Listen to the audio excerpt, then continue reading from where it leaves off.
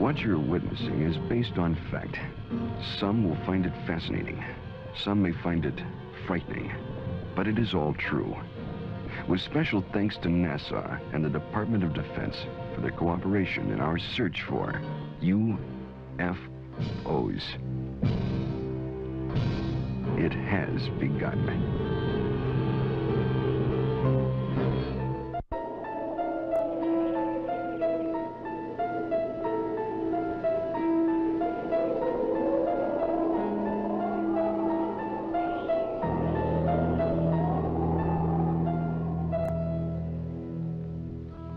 The Old Testament, Ezekiel chapter 1.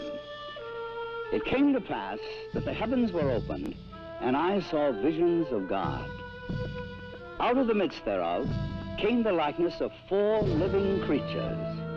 They had the likeness of man. Now, as I beheld the living creatures, behold, one wheel upon the earth by the living creatures.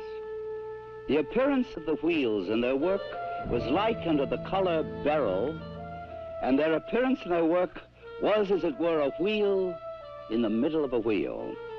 And when they went upon their 4 sides, and they turned not when they went. As for their rings, they were so high, they were dreadful, and their rings were full of eyes round about them 4. And when the living creatures were, the wheels went by them. And when the living creatures were lifted up from the earth, the wheels lifted up. This account took place some 500 years before Christ. Other accounts very similar appear in earlier ancient writings. The Greeks and Romans also are known to have made observations of such things as phantom chariots appearing in the night sky. Records also tell us that during the reign of Charlemagne, there were many accounts of encounters with tyrants of the air and their aerial ships.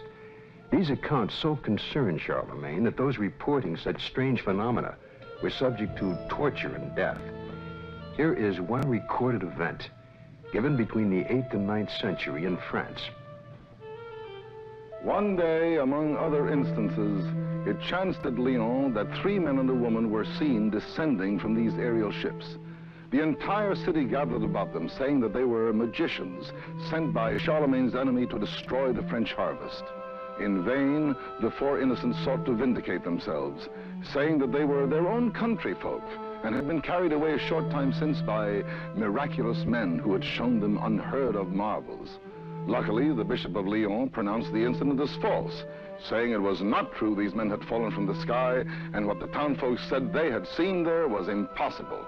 The people believed what their good bishop said rather than their own eyes, and set at liberty the 4 ambassadors from the ship. The date was November 12th, the year 1887. The time was near midnight aboard the sailing ship Siberian, when it was reported that several people aboard ship witnessed a huge sphere of fire. It was observed arising out of the ocean. It rose to an altitude of 16 meters, then flew against the wind and came close to the ship, then dashed off toward the southeast. This sighting lasted a full 5 minutes. Within the years 1896 and 97, mysterious airships were reported all across the United States. In Oakland, California, a group of streetcar passengers reported a winged cigar that sent out a stream of bright light. The sighting spread through Colorado, Texas, Kansas, Nebraska, Iowa, and many other states, particularly in the Midwest. On April 11, 1897, Walter McCann of Rogers Park, a few miles north of Chicago, took a photograph of an airship. The New York Herald, as well as the Chicago Herald Tribune, pronounced the plates as being genuine and not a fake.